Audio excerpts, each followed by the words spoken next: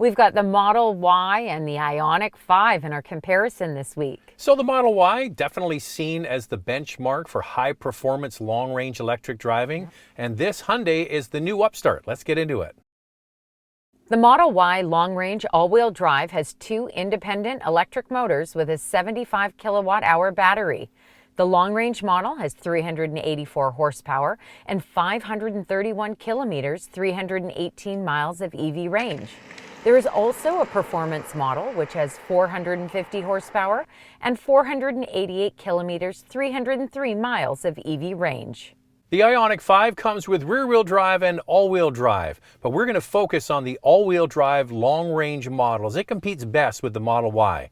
It has a 77.4 kilowatt-hour battery, 320 horsepower, and gets 414 kilometers or 256 miles of EV range. The Model Y's two independent electric motors control torque to the front and rear wheels for better handling, traction, and stability control. The Model Y can take on different road conditions. It's capable in rain, mud, snow, or off-road. The suspension is firmer than expected and the cabin a bit louder. The regenerative braking system in our test model only offered one setting, and the full self-driving capability is available for 10,600 Canadian or 10,000 US. The IONIQ all-wheel drive long-range model offers 4 different drive modes: Eco, Normal, Sport, and Snow, and provides performance without compromise. It is a smooth and nimble ride with a quiet cabin. Hyundai focused on noise, vibration, and harshness by putting in partial sound absorption layers in the carpet, acoustic tires, and a rear subframe damper. The IONIQ 5 comes with paddle shifters to control the regen braking with 4 levels to choose from. In this comparison, we're focusing on the IONIQ 5 all-wheel drive long range and the Model Y long range, which is also all-wheel drive. So I found that the IONIQ was head and shoulders more refined feeling on the road than the Model Y. The Model Y, depending on the kind of roads you're on, can be kind of crashy, the suspension, can be a little bit noisy inside. The IONIQ is the opposite of that. Very refined and smooth. What I would kind of describe as a kind of Audi-like experience, the way they insulate their cabins. Yeah, I would agree with that. Definitely much quieter and much smoother than the Model Y. But I also don't mind a firmer suspension, and I don't mind feeling a few bumps in the road. Sometimes when an EV is too smooth for me, such as something like the Taycan, it makes me feel a little bit nauseous. I don't know if anybody else has experienced that. That's not the case in the IONIQ 5. It is tuned really, really well. It's tuned to perfection, if you ask me. Yeah, it is so well done. I think you would be hard-pressed not to like it. But this is a word of caution, where you live and the kind of roads you have. If, for example, you live in the northeast of the United States or in eastern Canada, where they get a lot of frost and snow and a lot of potholes and uneven pavement, the Model Y with the bigger wheels is probably not a good way to go. If you're going to get the Model Y, get the smaller wheel. You'll get a little bit more cushion with the tires. The Model Y looks a lot like a Model 3 that has been stretched out. It is 2 inches longer and wider than the Model 3 and 7 inches taller. It comes standard with 19-inch wheels, available 20-inch wheels, which our long-range test model has, and there are 2 standard colors, white and gray. The Model Y has flush door handles, a solid back end with wide hips, a power tailgate, and a glass roof, which creates an open feeling in the cabin. The Hyundai Motor Corporation plans to introduce 23 battery electric vehicles and sell 1 million EV units worldwide by 2025. This vehicle certainly has a futuristic design inspired, believe it or not, by a 1974 Pony Coupe concept vehicle. With its pixeled LED headlamps and tail lamps, flush door handles, active air intakes, and clamshell hood, which is a first for Hyundai, it really is a good-looking vehicle.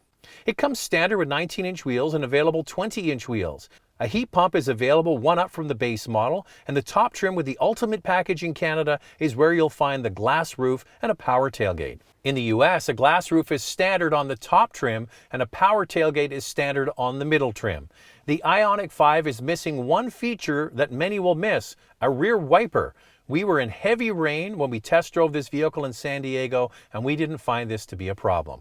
Looks are subjective. Some people really like the styling of the Tesla with its clean lines. For me, I prefer a little more detail, and that's why the IONIQ 5 is a real standout for me. I feel like it has a real German vibe to it, more like an Audi. Well, some people were mentioning some European cars that we don't really follow that much, some Renaults and things like that they think it looks like. It certainly has a European look to it. And to Andrea's point, there's way more decoration, the very cool looking headlamps, the front grille lights up, the back with its unique lights as well. Tesla, as I described it in the video that we just recently did, it's like a Christmas tree with no decorations. It really doesn't have anything other than its shape as its selling feature. So they're doing something right because other automakers are copying them. The flush door handle thing, I'm totally done with it. I just don't see why we need to do it. I know it's to reduce drag, but there can be a way to integrate a regular door handle into a door, reduce some drag, and have it clean looking without these pop-up ones. I don't love them, to be honest with you, and I think it's something that a lot of people would prefer, a good old handle. Well, and I also think maybe it gives it a very futuristic look, a little more streamlined, which could be why manufacturers are going in that direction with it. Here's our used car alternative from CanadaDrives.ca. We chose a 2019 Tesla Model 3 SR Plus with 31,287 kilometers for just under $56,000.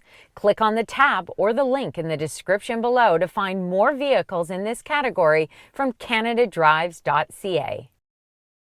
Well, each week, this comparison drops twice. You're watching it on YouTube, but the day before it drops on Instagram. Make sure you follow Andrea. It's Motormouth_Andrea. Then we collect some comments and read them out. Both are great and filled with technology that will make its way to other cars in the future. If I had to choose one, it would be the IONIQ 5. It has the feeling of a more upscale interior.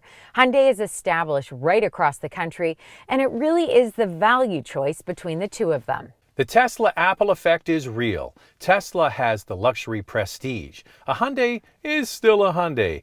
Cool to the owner, but you have to explain the value to other people. Tesla gets you instant cool points, as is the IONIQ 5 is more practical and attractive, but Tesla will update the Model Y in 2022 and make it much better. Tesla wins this round, but other car companies are making huge headway. I like Tesla's style in both interiors and exteriors, but Hyundai offers more than Tesla, including a better price. I like the idea of having a power passenger seat in the IONIQ 5. As price-wise, I would buy the IONIQ 5. Both cars are awesome, but for the technology, range, and supercharging infrastructure, I'll pick the Tesla Model Y. The Model Y offers a minimalistic interior design with an open and wide dash creating excellent visibility. There is no head-up display or gauge cluster. Everything is controlled at the center touchscreen. The technology is impressive in this Tesla. The touchscreen is responsive, quick, and intuitive to use. Even the voice commands are fast, whether you are putting on heated seats or opening the tailgate. Your speed is located at the top left-hand corner of the screen, and the screen is positioned well, making it easy to see and use. While the quality of the interior is nowhere near the fit and finish of the IONIQ 5, the seats are comfortable. There are some soft touch materials in the cabin, but quite a bit of hard plastic, which scratches easily. The Model Y comes standard with a 15-inch touchscreen, heated front seats, a heated steering wheel, a black leatherette interior, power driver and passenger seats, heated rear seats, 5-passenger seating with an available third row in the Long Range model for $4,000 Canadian or $3,000 US. The Tesla also offers features like camp mode and dog mode. You're able to shut the vehicle off and maintain the temperature that's comfortable in the car.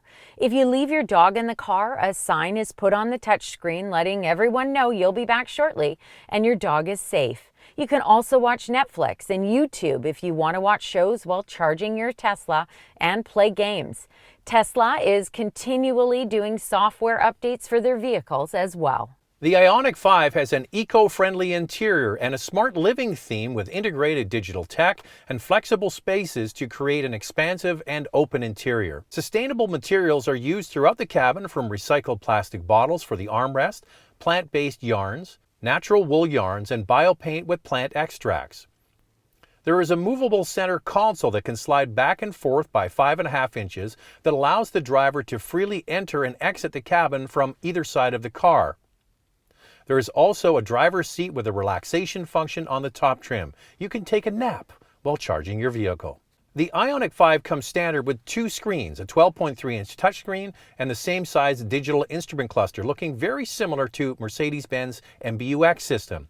It comes with Apple CarPlay and Android Auto, a powered driver's seat, and manual passenger seat, black cloth upholstery, and heated front seats. The top trim with the Ultimate package, the one you're seeing here, in Canada is $5,000 more and comes with extra features like ventilated front seats, heated rear seats, head-up display, an 8-speaker Bose sound system, wireless charger, and power passenger seat and leatherette interior. This is also the first Hyundai to offer over-the-air wireless updates to the multimedia and navigation system. I know Zach and I are in full agreement about the Tesla interior compared to the IONIQ 5.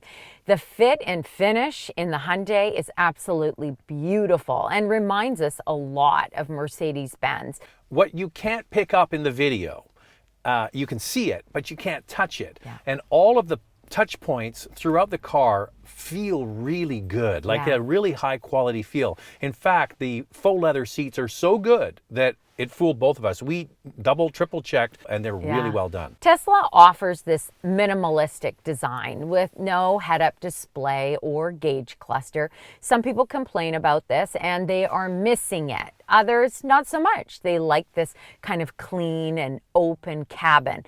I like a digital gauge cluster. I'm not going to say I don't. This doesn't come with it. I found that the technology was easy enough to use in the Model Y that it didn't bother me as much as I thought it would. So I think Hyundai's done a nice combination of having futuristic tech with big screens, but also having some hard keys for things you use all the time, like the radio and the navigation. Yeah. I mean, Tesla's not going to do that. It's interesting that people complain so much about people getting rid of buttons and going everything into interfaces, and other brands have had to put things back like volume knobs. But for whatever reason, Tesla seems to get a pass on all this kind of stuff. There's a lot of people who buy cars like me that still want to have some buttons and some quick keys to do things quickly. I don't really want to go into a screen while you're bumping down the road. I want to be able to just, even at night, just push a button and I know it's going to work. And I found with the Tesla, there were tabs at the bottom of the screen and you can set up different profiles for yourself. So when you get in the vehicle, you already have your heated seats on and your steering wheel. You don't have to start this up again. But you can sorry, just to jump in, you can do that with the IONIQ as well. They have their interface. You can do all the same stuff. They do. And I think that is something I would definitely do in the IONIQ 5, because to put on heated seats and a heated steering wheel, I did have to go into the screen. And I found that the touchscreen was a little bit further away than what I liked. I was kind of looking for a center console dial because it does remind me so much of the Mercedes-Benz MBUX system. So just to talk about the Korean cousin, the EV6, the Kia version of this IONIQ 5, they've gone one step farther. They actually have some buttons for things like heated seats in the center console, so we can't wait to drive that one. The Model Y is 4.5 inches longer than the IONIQ 5. Both offer a spacious second row, but the Tesla has a little more legroom at 40.5 inches compared to the Hyundai at 39.4 inches. The Model Y is the winner for cargo capacity behind the second row, offering 30.2 cubic feet compared to the Hyundai at 27.2 cubic feet.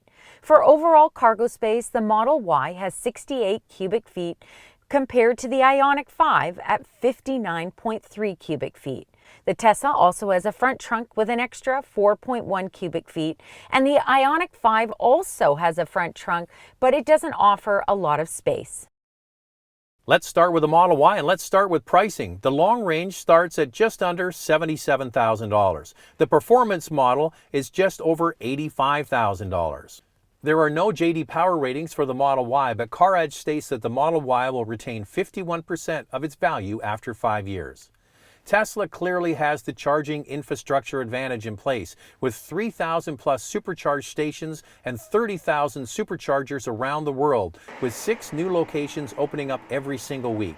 Tesla says there is a software update coming soon where you can get free Wi-Fi while you're charging. The Model Y can tow 3,500 pounds, and Tesla has a warranty of 4 years, 80,000 kilometers, or 50,000 miles. The battery and drive unit are 8 years, 192,000 kilometers, or 120,000 miles. Here's the pricing for the IONIQ 5. The all-wheel drive long range starts at just under $55,000. Add the ultimate package in Canada, and you're just under $60,000. The IONIQ 5 has a 10.9 kilowatt onboard charger and is compatible with 400 volt and 800 volt charging stations. With a level 2 outlet, it completes a full charge in 6 hours and 43 minutes. With a 350 kilowatt DC fast charger, it can be charged up to 80% in just 18 minutes, and a 5-minute charge will give you a range of up to 100 kilometers. The vehicle-to-load function, V2L, which is basically a charger on wheels, is available on all models for just over $300 Canadian. It can power small appliances, devices, and even charge other EVs or electric bicycles. IONIQ customers will receive unlimited 30-minute charging sessions for 2 years at Electrify America. This is not available at Electrify Canada. The IONIQ 5 can tow 2,000 pounds and has a warranty of 5 years or 100,000 kilometers, 60,000 miles. So a massive differentiator between these two is the price. It's about $20,000 more to get the Tesla versus the base all-wheel drive in the IONIQ 5. 55 to 76, that's the difference there. In Canada, the IONIQ 5 qualifies for rebates. The Tesla does not. In the United States, Tesla no longer qualifies for tax credits. So dollars out of your pocket, the IONIQ is a lot cheaper. I just wanted to point out in the US, it works a little differently. The Tesla Model Y is actually priced fairly well. There's only about a $6,000 US difference between the top trim IONIQ 5 and the Tesla Model Y. So that is something to think about. Some people are looking at a Tesla as a more luxury brand. And they might want that vehicle instead. The price point in Canada on the Tesla Model Y is ridiculous. Over $76,000 for a vehicle that has a pretty average interior design. Where it shines, once again, Zach, and I'm going to say this, when you're comparing these two and you're breaking it down on your wants or needs list, the Tesla Model Y offers great technology. It's been around for a long time. Tesla as a brand, the charging infrastructure, if you need it, if you go on lots of road trips, is great with the Tesla.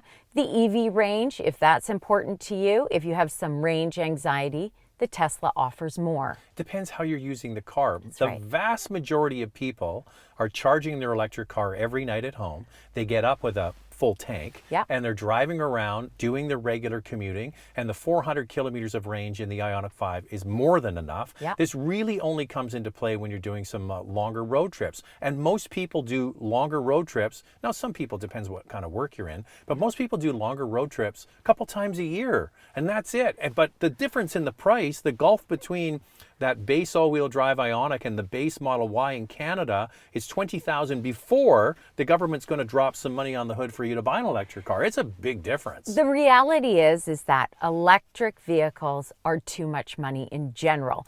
Most people can't afford them. What I suggest, if you want to have a cleaner ride, there are other options out there. PHEVs available. The Tucson plug-in hybrid, the Santa Fe plug-in hybrid are all wonderful vehicles. We've got a Mitsubishi Outlander PHEV coming next year with a 3-row option. But there's a lot to choose from, and even hybrid. So if you're trying to save money at the pump, have a cleaner drive each day, there are less expensive options to go for. And those plug-in hybrids are really perfect for people who do exactly what we just referenced. They're just running around, running errands, going to work and back, and they can do most of it within the envelope of their range that's available for a plug-in. So that really works for a lot of people. And then those 1 or 2 road trips you do a year, you have the range because you've got the gasoline engine on board. I always talk about the journey that we're on to full electrification is 100 steps, right? Going up this 100 steps. We're at, 3 or 4 right now. There's a long way to go. And in the next 5 years, there's going to be so many electric vehicles and electrified vehicles, plug-ins and so on, to choose from. And don't rush it. You know, what do you want these vehicles for? A PHEV works so well for me. I am a huge fan of them, whether you're getting a RAV4 Prime, which I know is hard to get, or some of the other Hyundai Group products. There's a lot to choose from, and you can find some value in them. And you know what? The hybrids are amazing. That Ford Escape hybrid actually gets the best fuel economy. Tucson does well, as does the RAV4. And the Hyundai Group, it didn't surprise me one bit to get into this IONIQ 5.